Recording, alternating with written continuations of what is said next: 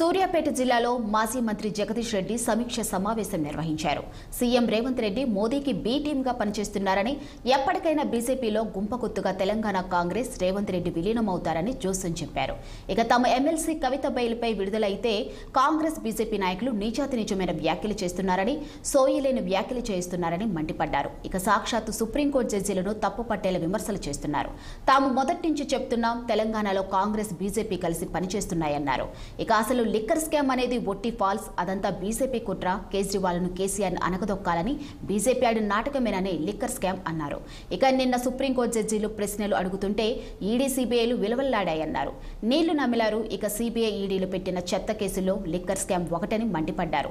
ఇప్పటికైనా అర్థమైందని, liquor scam అనేది బీజేపీ ఆడిన ఒక కుట్ర అని, తెలంగాణలో రేవంత్ రెడ్డి మోదీ డైరెక్షన్లోనే పనిచేస్తున్నారని తెలిపారు. ఇవాళ కాంగ్రెస్ పార్టీ పరిస్థితి ఎట్లా ఉందంటే మోడీకి బి టీమ్గా ఉంది. తెలంగాణలో కాంగ్రెస్ పార్టీ, తెలంగాణ ప్రభుత్వం మోడీకి బి టీమ్గా పనిచేస్తూ ఉంది.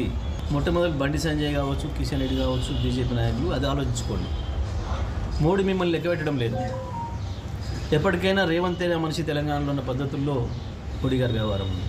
వాల్మీకి కుంభకోణం కేసులో ఇంత స్పష్టంగా 180 కోట్ల రూపాయలు బ్యాంకుల ద్వారా మారి తెలంగాణకు 45 కోట్ల రూపాయలు పైగా వచ్చి, పైగా కాంగ్రెస్ పార్టీకి సంబంధించిన నాయకుల అకౌంట్లలో కూడా వచ్చి అక్కడ ఆధారాలను రెడీగా ఉంటాయి. ఎందుకు నోరు మెదుపుతలేరు? కిషన్ రెడ్డి కావచ్చు, బండి సంజయ్ కావచ్చు, బీజేపీ రాష్ట్ర ఎందుకు మాట్లాడతలేరు? ఎందుకు రేవంత్ రెడ్డిని కాపాడే ప్రయత్నం చేస్తున్నారు? ఎందుకు తెలంగాణ కాంగ్రెస్ని కాపాడే ప్రయత్నం? ఇది ప్రజలందరికీ కూడా అర్థమవుతుంది.